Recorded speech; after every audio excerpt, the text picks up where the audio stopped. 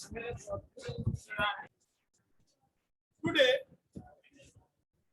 we will discuss objective of accounting. Accounting का क्या object है, ठीक है। तो इसका सबसे ऑब्जेक्टिव ऑफ अकाउंटिंग का सबसे फर्स्ट पॉइंट लिखिए।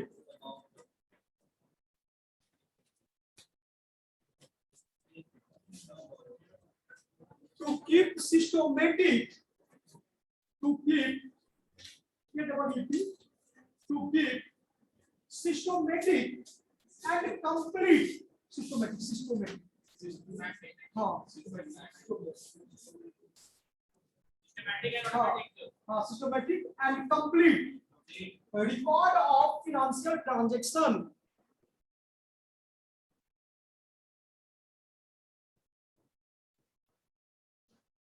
To keep systematic and complete of क्या complete record of financial transaction. ये बात समझ में आया कि जितने भी अच्छा ध्यान सुनना, जितने भी मॉनेटरी ट्रांजैक्शन होते हैं उनको बिजनेस के बुक्स में सीक्वेंसेस डेट वाइज क्या करना, रिकॉर्ड करना, ठीक है। ये अकाउंटिंग का सबसे क्या है, फर्स्ट उद्देश्य है, ऑब्जेक्ट है।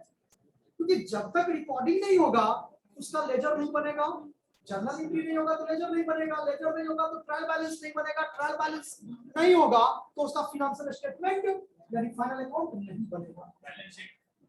फाइनल वही फाइनल अकाउंट में आ गया ना। जब इसका फाइनल अकाउंट ही नहीं बनेगा तो फिर तो दिक्कत है। तो अकाउंटिंग का जो मेन पर्पस है to find out the result at the end of the क्या अकाउंटिंग ईयर, ठीक है, फाइनेंशियल ईयर। तो फाइनेंशियल ईयर के एंड में उस बिजनेस का क्या प्रॉफिट हुआ और क्या लॉस हुआ यही फाइंड आउट करने के लिए तो बिजनेस क्या करता है, अकाउंटिंग फॉलो करता है। सेकंड पॉइंट लिखिए, टू ascertain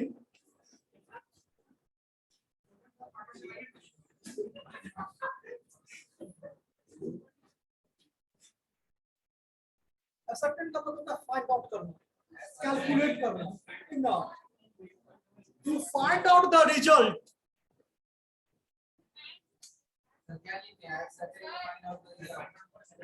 अब दोनों में से जो लैंग्वेज लिखे दोनों सेम है। To ascertain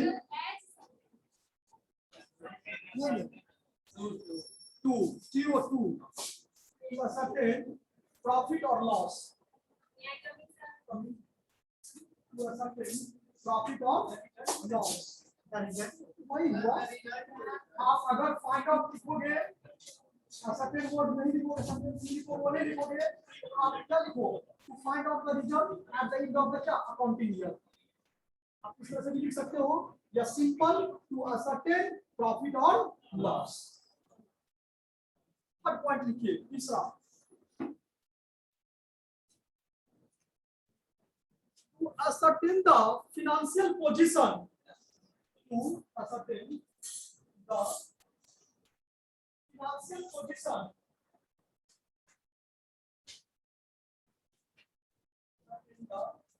financial position, financial position किससे पता करते हैं, बैलेंस शीट से। किससे पता करते हैं बच्चे, बैलेंस शीट से। प्रॉफिट और लॉस आपको इनकम स्टेटमेंट हम पहले ही बता चुके हैं कि फाइनल स्टेटमेंट क्या है, financial statements are those statement which are prepared at the end of the accounting year to know the result as well as position. Position का मतलब हुआ कि उसके पास कितना एसेट्स है, क्या लायबिलिटीज है ना, रिजल्ट में क्या प्रॉफिट हुआ और क्या लॉस हुआ। तो अकाउंटिंग का जो है पहला तो ये मकसद हुआ कि ट्रांजैक्शन जितने भी मॉनेटरी ट्रांजैक्शन उसको बिजनेस के बुक्स में क्या करना, रिकॉर्ड करना। सेकंड क्या था कि प्रॉफिट और लॉस को फाइंड आउट करना। थर्ड क्या है कि उसके पोजीशन को फाइंड आउट करना। फोर्थ लिखिए, टू प्रोवाइड इंफॉर्मेशन,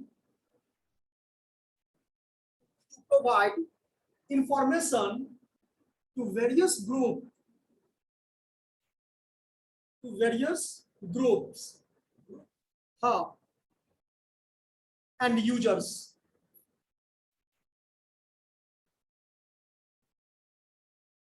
ये देखो यहाँ पर आपको थोड़ा वन में ये चल रहा हुआ क्वेश्चन, यहाँ ग्रुप और यूजर क्यों लिखवाए हैं, तो आपको जानकारी हम दे दें कि there are two types of user of क्या अकाउंटिंग इंफॉर्मेशन। अकाउंटिंग इंफॉर्मेशन को यूज करने वाले जो पर्सन होते हैं उसको दो कैटेगराइज किया गया है, एक इंटरनल यूजर, दूसरा क्या एक्सटर्नल यूजर। इंटरनल यूजर जो बिजनेस के ओनर है, मैनेजमेंट डिपार्टमेंट है, वो किस कैटेगरी में आते हैं, इंटरनल यूजर में।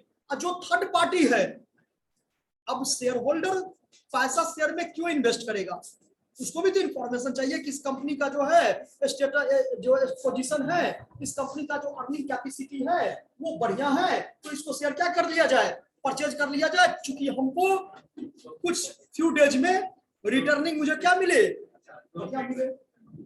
तो जो ओनर हुआ, मैनेजमेंट हुआ, इसको इंटरनल यूजर के कैटेगरी में रखा जाता है। और बाकी जितने भी third party like creditors, employees, उसके बाद government, researcher, banker, financial institution जो भी है, ये सब किस कैटेगरी में आएगा, इन्वेस्टर, ये सब किस में आएगा, एक्सटर्नल यूजर में आएगा। तो सिंपल समझना क्या है कि अगर कोई एम्प्लॉय है, वो उस ऑर्गेनाइजेशन में तभी तक एम्प्लॉय रहता है जब उसको टाइम टू टाइम क्या मिले, इंक्रीमेंट हो। और कंपनी जो अपने एम्प्लॉय को इंक्रीमेंट देगा, प्रॉफिट जब उसको होगा तभी ना उसके सैलरी को वो बढ़ाएगा, तभी ना उसको बोनस देगा। शेयर होल्डर को डिविडेंड मिलेगा, तभी डिविडेंड मिलेगा जब कंपनी क्या होगा, प्रॉफिट में जाएगा।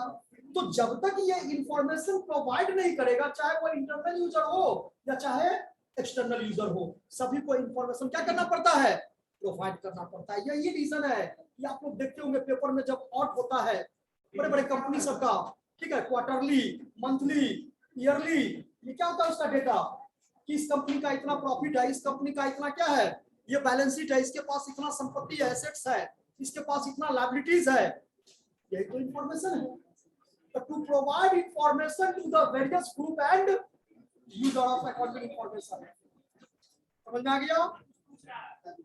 आगे लिखिए, बाद में पूछिएगा, आगे लिखो। नहीं समझ में आया, ये समझ में आ गया ना, बस रुक जाइए। डिविडेंड होता है कि जो प्रॉफिट का पार्ट, प्रॉफिट समझते हो ना, तो जो प्रॉफिट का पार्ट शेयर होल्डर को डिस्ट्रीब्यूट किया जाता है कंपनी के द्वारा, वही प्रॉफिट का पार्ट वो क्या कहलाता है, डिविडेंड। ठीक है, अब ये मत पूछा कौन कौन शेयर होता है, ठीक, आगे लिखो।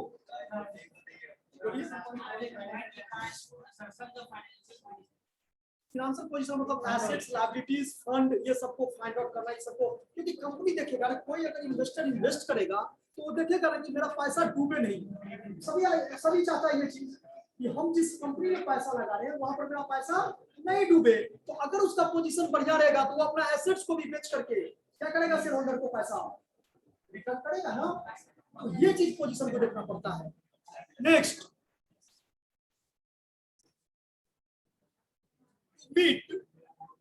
to meet legal requirement. Legal requirement. एक बार रिपीट करेगा सर?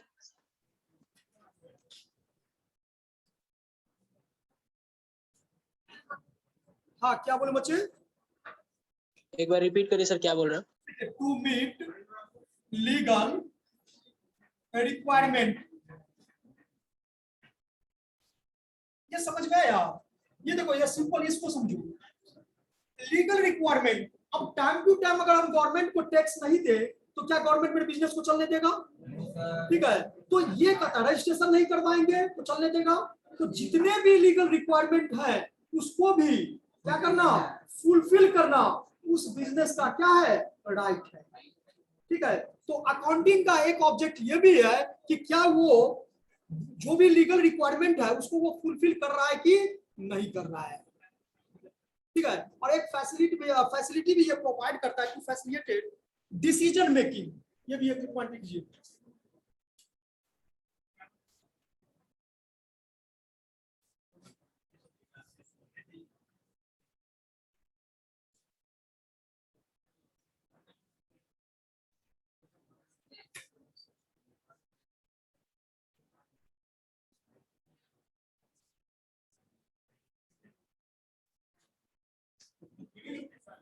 हाँ लिख लीजिए, टू फैसिलिटेट डिसीजन मेकिंग। ये डिसीजन मेकिंग वर्ड समझ में आया कि जो भी बिजनेस, यहां पर नोट कर लीजिए,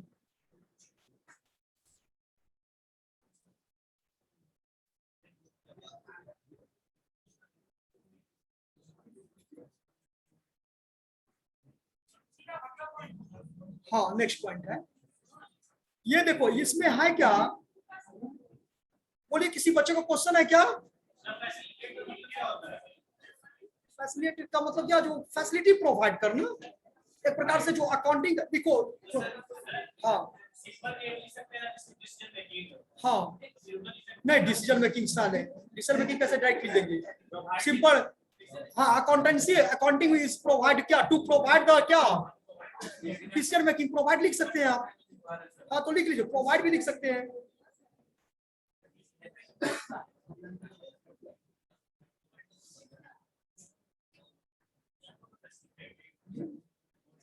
अकाउंटिंग इंफॉर्मेशन, अगर प्रॉब्लम है तो उसको नोट डैश देकर लिख लीजिए 2 line. Accounting information decision making में is used by, sir dash देके क्या बोले? हाँ अकाउंटिंग इंफॉर्मेशन डिसीजन मेकिंग में लिखिएगा, accounting information is used bye different persons, organizations,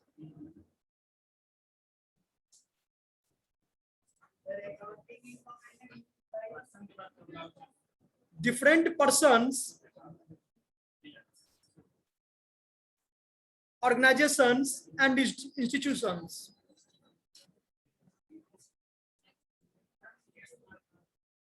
and के बाद क्या बोले sir? and institutions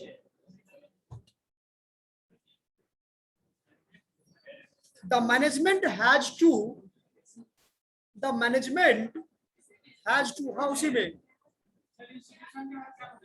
the management has to, हाँ the management has to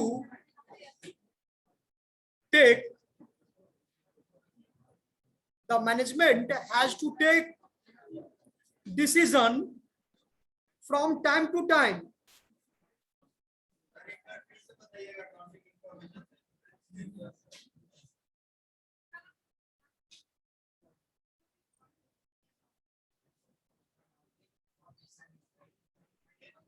हाँ the management has to take decisions from time to time on different matters, हाँ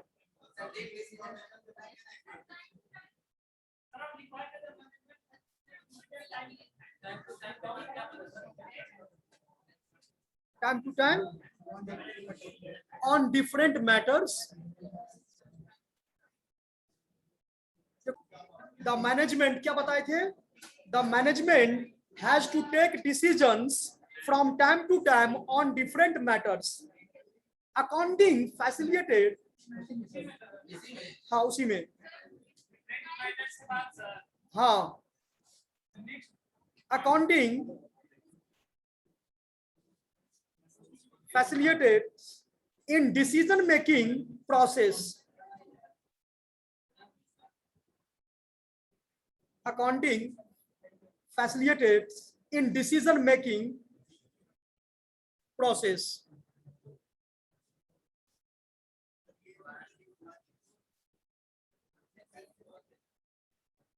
ये 5 point है, इसका 5-6 पॉइंट हुआ होगा ना। तो अकाउंटिंग का जो ये ऑब्जेक्टिव है, फिर से बारी कॉल कर देते हैं कि फर्स्ट क्या बताए, ट्रांजैक्शन को, मॉनेटरी ट्रांजैक्शन को बिजनेस के बुक्स में रिकॉर्ड करना सीक्वेंसेस, ये वर्ड याद रखना डेट वाइज, ठीक है। सेकंड पॉइंट क्या था, फाइंड आउट द प्रॉफिट और loss eight the end of the accounting year, या टू असर्टेन द रिजल्ट, है ना।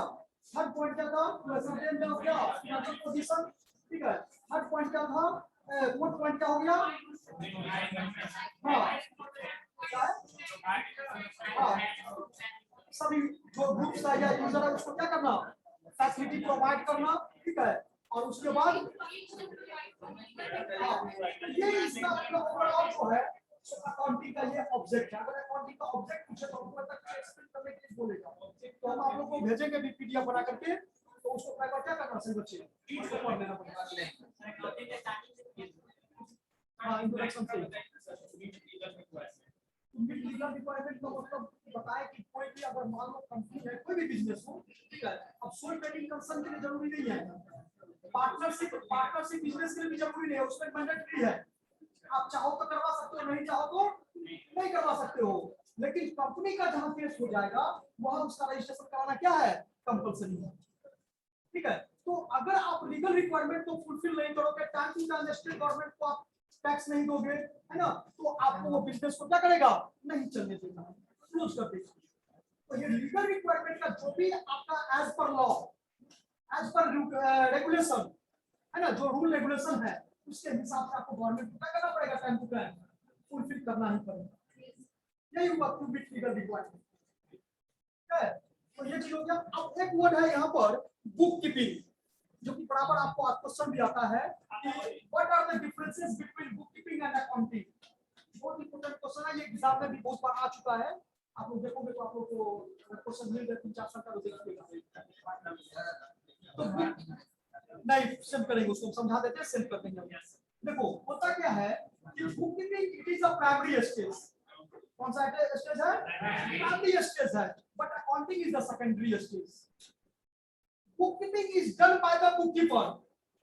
बुककीपिंग का काम जो करता है उसको हम क्या कहते हैं, बुककीपर कहते हैं, but accounting is done by the क्या, अकाउंटेंट।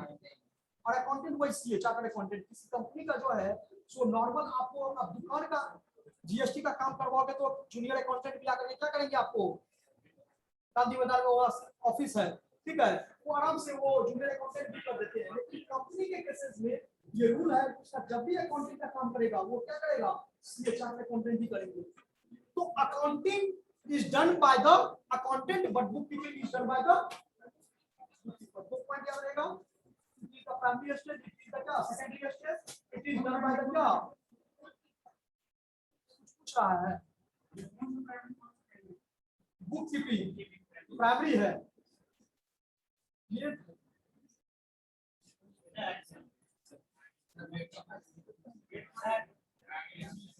थर्ड पॉइंट क्या है कि बुककीपिंग का जो स्कोप है, क्षेत्र जो है वो क्या है, लिमिटेड है, ठीक है, बट अकाउंटिंग का जो स्कोप है वो क्या है, अनलिमिटेड है। ये भी समझ में आ गया थर्ड पॉइंट भी, ठीक है। बुककीपिंग के लिए कोई भी जो मतलब नहीं कहते स्पेशल स्किल्स नॉलेज इसके लिए होना कोई जरूरी नहीं है, लेकिन अकाउंटिंग का काम करने के लिए नॉलेज होना क्या है, स्पेशल स्किल्स नॉलेज के होने क्या है, जब तक उसको कंपनी का वो अकाउंटेंट होगा तो जब तक उसके पास ये का डिग्री नहीं होगा उसको अकाउंटिंग का काम करने ही नहीं दिया, कंपनी का काम कर ही नहीं सकता। तो उसमें स्पेशल स्किल्स नॉलेज डिग्री ये सब रहना जरूरी है, लेकिन बुककीपिंग का जो छोटा मोटा दुकान का जो करता है उसके लिए कोई जरूरी नहीं है। अगर आप बीसीए किए हो आप भी टैली पर काम कर सकते हो, टैली ERP 90 अकाउंटिंग का सॉफ्टवेयर है, ठीक है, उस पर आप भी कर सकते हो काम। तो ये जीएसटी का रिटर्न फाइल सब जो होता है, ठीक है, तो कहने का मतलब है इसमें स्पेशल स्किल्स और नॉलेज की आवश्यकता नहीं होती, किसमें, बुककीपिंग में, लेकिन अकाउंटिंग में जरूरी है। तो ये हाँ टैली ERP अकाउंटिंग सॉफ्टवेयर है, वो ERP 90 चल रहा है नहीं। बुककीपिंग देखो, अब तो बुककीपिंग का काम अकाउंटिंग सॉफ्टवेयर जब से आया है तब से ये फायदा हुआ है कि जो बुककीपिंग का काम होता था वो अब अकाउंटिंग का वो क्या कर लेता है, सिस्टम। आप ट्रांजैक्शन डालोगे एक ही बार आपका उसका रिजल्ट पता चल जाएगा। पहले समय में क्या था, जब इतना डेवलप नहीं हुआ था, आईटी इतना डेवलप नहीं था, अकाउंटिंग सॉफ्टवेयर नहीं था, तो पहले क्या एकदम सीक्वेंसेस करना पड़ता था, पहले जर्नल फिर लेजर फिर जाके क्या ट्रायल बैलेंस। लेकिन जब से ये सॉफ्टवेयर आया है ये काम को क्या कर दिया, और भी आसान कर दिया। तो एक क्वेश्चन ये भी आता है कि where bookkeeping ends and accountancy start, माने बुककीपिंग जहां समाप्त होता है वहां पर अकाउंटिंग का काम क्या होता है, और जब अकाउंटिंग समाप्त होता है वहां पर ऑडिटिंग जो ऑडिटर करता है, ठीक है, वो स्टार्ट होता है। इस तरह का डिफरेंस इसमें 5 पॉइंट हो सकता है, आप लोग इसको कर सकते हो। आगे देखो तो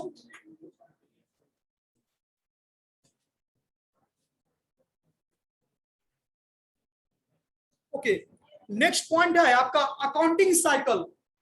क्या है ये? कहता है क्या कि अकाउंटिंग साइकिल इस प्रकार का, मतलब हम लोग कर सकते हैं कि जैसे अभी सीक्वेंस काम जिक्र किए थे पहले, ये अकाउंटिंग का जो काम होता है वो क्या होता है, सीक्वेंस में मेंटेन होता है। जो ट्रांजैक्शन से स्टार्ट होगा, रिकॉर्डिंग, क्लासिफाइंग, समराइजिंग, तब जाके रिजल्ट। तो ये इसको अगर आप बनाओगे, डायग्रामेटिकली रिप्रेजेंट करोगे ना, तो जैसे साइकिल का कैसे देखते हो चक्का होता है ना, चारों तरफ घूमता रहता है, ठीक उसी तरह से अकाउंटिंग का काम भी होता है। क्या इसी तरह से होता है। The accounting cycle means it is started from the identifying the financial transaction. ये कहां से स्टार्ट होता है? आइडेंटिफाई करने, मतलब पहचान करने, और एंडिंग कहां पर होता है? अब एनालिसिस तक चले जाओ आप, रिजल्ट फाइंड आउट कर लिए, फिर उसके बाद डिसीजन लेंगे कि मुझे आइडेंटिफाइंग के बाद आपका रिकॉर्डिंग होगा, फिर क्लासिफाइंग होगा, फिर समराइजिंग होगा। जो अकाउंटिंग का डिफिनेशन हम बताए थे, उसी को एक डायग्रामेटिकली में ऐसे करके आप रख दोगे कि मान लो हम यहाँ पर आइडेंटिफाइंग से स्टार्ट किए, यहाँ पर आइडेंटिफाइंग से, यहाँ पर आइडेंटिफाइंग द क्या फाइनेंशियल ट्रांजैक्शन। अगर हम यहाँ से सीक्वेंस स्टार्ट किए तो यहाँ पर रिकॉर्डिंग आ जाएगा, ध्यान से समझना। फिर यहाँ पर क्या हो जाएगा? क्लासिफाइंग हो जाएगा। फिर यहाँ पर आपका समराइजिंग हो जाएगा, ट्रायल बैलेंस, ठीक है। यहाँ पर आपका ये समराइजिंग हो गया, ट्रायल बैलेंस। फिर यहाँ पर आपका रिजल्ट हो जाएगा, फाइनल अकाउंट। जो फिनेंशियल स्टेटमेंट हम लोग बनाते हैं, रिजल्ट फाइंड आउट होगा। और इसके बाद यहाँ पर आकर क्या हो जाएगा? एनालिसिस का काम होता है। तो अब सभी राइटर का अपना लिखने का क्या है, अलग अलग है। तो आप क्या देख रहे हो कि जैसे एनालिसिस हो जाएगा उसका फिर कहां पर आ जाएगा? ये आइडेंटिफाई। तो ये क्या हुआ? It is called accounting cycle, ठीक है। तो अकाउंटिंग साइकिल का आएगा कोई दो नंबर में आप लोग को पूछेगा, अगर पूछेगा तो लिख लो। तो ये थोड़ा लिख लो, बना लीजिए।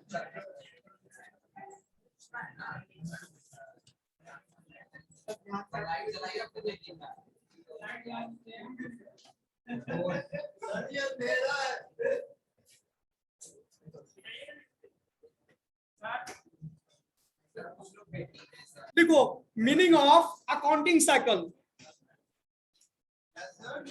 Meaning of accounting cycle. The accounting cycle means, इसको पढ़ लोगे, खुद से बना लोगे आप अपना। The accounting cycle means the sequence of a step, the sequence of steps in accounting. The accounting cycle means the sequence of steps in accounting for a financial transaction. Sir एक बार रिपीट कर दीजिए। Okay, the accounting cycle means the sequence of steps in accounting for a financial transaction. Steps, step, STEP, steps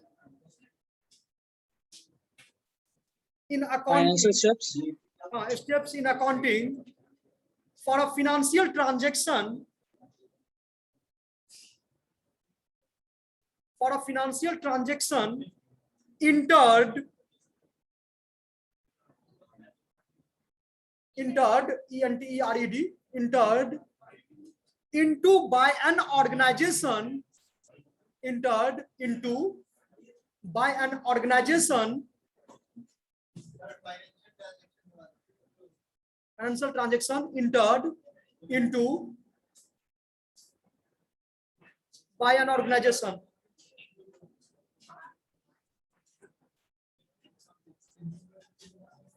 an accounting cycle is, हाँ उसी में, an accounting cycle is, हाँ, an accounting cycle is a complete sequence. An accounting cycle is a complete sequence of steps, complete sequence of steps beginning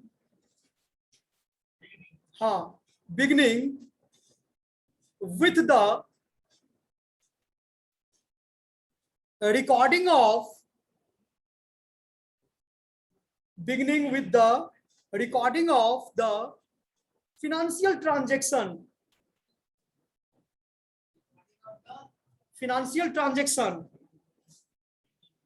beginning with the recording of the क्या financial transaction and ending financial transaction and ending with the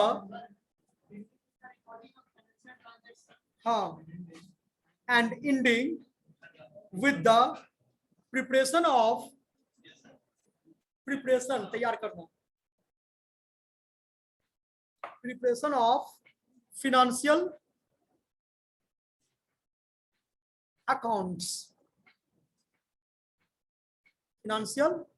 accounts, that is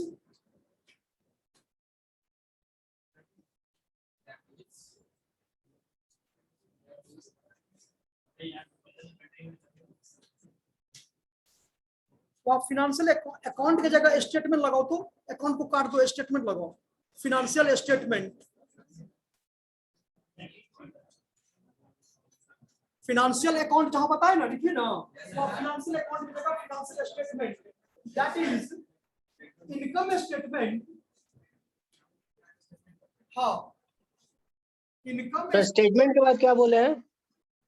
financial estate ending with the preparation of क्या financial statement, that is income statement and position statement.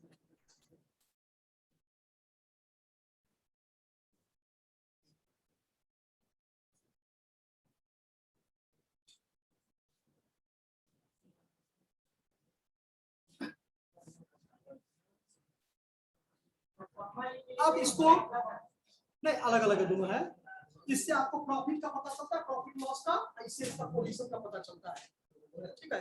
तो इसी को आप जब diagram में जैसे recording, classifying, summarising सब बताए थे ना, उसी को एक सीक्वेंस बना लेंगे, सब बना के बताए थे, ठीक है। तो वही हो जाएगा फिनेंशियल अकाउंटिंग इक्वेशन, वही साइकिल हो जाएगा जी।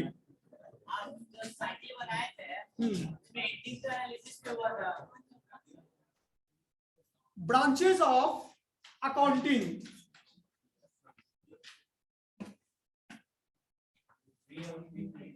वैसे बेसिकली ध्यान समझिएगा, ब्रांचेस ऑफ अकाउंटिंग, तो इसमें 3 मेन बेसिक ब्रांच है, कौन कौन है?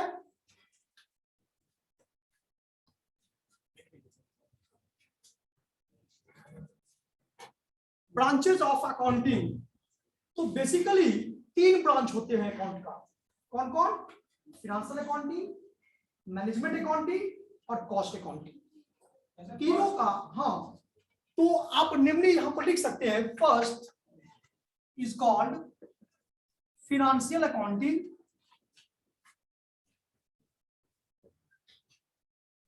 सेकेंड मैनेजमेंट अकाउंटिंग,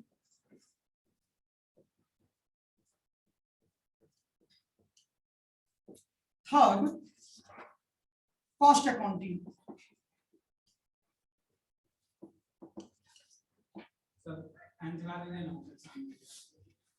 तो सबसे फर्स्ट क्या है? Financial accounting. तो फिनेंशियल अकाउंटिंग का मकसद क्या है कि सिर्फ और सिर्फ जो एक्चुअल डेटा होता है, देखो तीनों डेटा इसमें है, एक्चुअल डेटा, एस्टिमेटेड डेटा और क्या, दोनों के बीच में एनालिसिस करता है कि हम ये मार्कर को सोचे थे 500 पीस बनाए, तो 500 पीस बना है, इसको बनाने में इतना एक्सपेंसेस लगेगा। ये फाइंड आउट कौन करता है? Cost accounting. ठीक है, इसमें रॉ मटेरियल लगेगा, लेबर लगेगा, एक्सपेंसेस लगेगा। तो किसी भी प्रोडक्ट को बनाने में जो भी खर्च लगेगा तो वो कॉस्ट अकाउंटिंग फाइंड आउट करता है। It is the specialized branch of accounting. Cost accounting क्या है? स्पेशलाइज्ड ब्रांच ऑफ अकाउंटिंग है। But original form of accounting is called क्या? Financial accounting. तो फाइनेंशियल अकाउंटिंग या अकाउंटिंग का ओरिजिनल फॉर्म है और जिसका मकसद है, the main purpose of financial accounting is to find out the profit और loss and position of the क्या? Business at the end of the accounting. तो फाइनेंशियल अकाउंटिंग का मकसद ही है कि यह ओरिजिनल फॉर्म ऑफ अकाउंटिंग है और उसका मकसद है कि प्रॉफिट लॉस के साथ साथ पोजीशन क्या है इसको फाइंड आउट करना अकाउंटिंग ईयर के एंड में। अब उसके बाद जो ये कॉस्ट अकाउंटिंग आया, ये तो to find out the cost of क्या? प्रोडक्ट। इसकी प्रोडक्शन कॉस्ट, अब नाम सुनेंगे कॉस्ट ऑफ प्रोडक्शन, कहते हैं ना जो मैनेजमेंट डिपार्टमेंट जो होते हैं उसका काम है प्राइस को फिक्स करना। क्या करना? प्राइस को फिक्स करना। और वो प्राइस तभी फिक्स करता है जब वो कॉस्ट को फाइंड आउट कर लेगा कि we know that cost plus profit is called क्या? Selling price. हाँ, होता है कि नहीं होता है? तो ये जो कॉस्ट को फाइंड आउट करेगा ये काम किसका है? कॉस्ट अकाउंटिंग का। अब हम ये एज्यूम किए थे कि इतना होना चाहिए, लेकिन इतना ही हुआ। तो कम हुआ तो क्यों कम हुआ? कहां वीकनेस पॉइंट हो गया? तो ये सब काम जो करता है, ये काम किसका है? मैनेजमेंट अकाउंटिंग का, एनालिसिस का काम है। तो 3 स्पेशल ब्रांच ऑफ क्या? अकाउंटिंग। इसके बाद तो टैक्स अकाउंटिंग भी आता है, इसके बाद तो ह्यूमन रिसोर्स अकाउंटिंग भी आता है, इससे सोशल अकाउंटिंग भी आता है। हाँ बच्चे बोले ना, फाइनेंशियल अकाउंटिंग का ओरिजिनल फॉर्म ऑफ क्या है? अकाउंटिंग है, जिसका काम है प्रॉफिट और लॉस को फाइंड आउट करना अकाउंटिंग में। ठीक है, तो ये चीज समझना है, 3 बेसिक चीज। मैनेजमेंट अकाउंटिंग है, ये डेटा को एनालाइज करता है। ठीक है, एनालिसिस करता है कि हम मेरा प्रीवियस ईयर में, एक मिनट बच्चे, मेरा प्रीवियस ईयर में कैपिटल 5 लाख था शेयर कैपिटल, अब इस अकाउंटिंग ईयर में 6 लाख शेयर कैपिटल हो गया। तो ये 1 लाख जो इंक्रीज किया वो क्यों किया? हम वहीं पर ज्यादा प्रेशर डालेंगे ताकि और प्रॉफिट क्या और बड़ा कैपिटल क्या हो जाए बिजनेस का बढ़े। ठीक है, हम डिस्ट्रीब्यूट किए थे डिविडेंड शेयर होल्डर को प्रीवियस ईयर में 15%, है ना। अब इस अकाउंटिंग ईयर में हम 10% पर है, तो क्या मेरा शेयर होल्डर हमको बकस देगा, छोड़ देगा? वो तो डिमांड करेगा ही कि हमको मैक्सिमम दो, अदरवाइज वो क्या करेगा? पैसा डिमांड करेगा, खास करके प्रेफरेंस शेयर होल्डर। तो अमाउंट फिक्स होता है मैनेजमेंट में। हाँ, नहीं डाटा तो सब फाइनेंशियल लेता है, फिनेंशियल एक्चुअल हो गया ये। ठीक है, जैसा बोल रहे हैं लास्ट ईयर उसको डाटा जो मिला 15 लाख और 10 लाख का, ये तो फाइनेंशियल लेगा उसको। हाँ, ये एक्चुअल जो हो जाता है, बैलेंस शीट जो बनता है, जो प्रॉफिट एंड लॉस अकाउंट बनता है, चाहे वो इनकम स्टेटमेंट बने चाहे वो पोजीशन स्टेटमेंट बने, ये दोनों बनाने का काम कौन देता है? फाइनेंशियल अकाउंटिंग ही देता है। कॉस्ट अकाउंटिंग तो जैसा कॉन्ट्रैक्ट लेना है किसी को, किसी रोड बनाने का कॉन्ट्रैक्ट लेना है ना, तो वो कॉन्ट्रैक्ट कॉस्टिंग है। अब ये पर हेड हमको प्राइस जानना है, ये करना है कि पर हेड कितना पैसा लगेगा, क्योंकि मार्केट रिटेलर जो है तो वो पर हेड बेचेगा ना, तो वो पर हेड भी फाइंड आउट करता है। तो ये सिंगल यूनिट आउटपुट कॉस्टिंग में जाता है। ठीक है, रिकंसाइल करता है profit as per cost account, profit as per financial account, दोनों के प्रॉफिट के बीच में क्यों डिफरेंस आया, तो रिकंसिलिएशन स्टेटमेंट बनाता है वो। तो ये सब पार्ट जो है तो किसका है? कॉस्ट अकाउंटिंग का है। तो cost accounting represent the estimated data, but financial accounting represent the actual data. ये हमेशा याद रखना। तो ब्रांच ऑफ अकाउंटिंग, आज हम लोग 3 टॉपिक को कवर किए, बुक कीपिंग, अकाउंटिंग साइकिल और ब्रांच ऑफ अकाउंटिंग। इसको हम आपको लोग क्या करेंगे, तीनों टॉपिक से जो भी नोट्स होगा वो हम सेंड करेंगे, उसको आप लोग पढ़ करके नेक्स्ट क्लास में आओगे।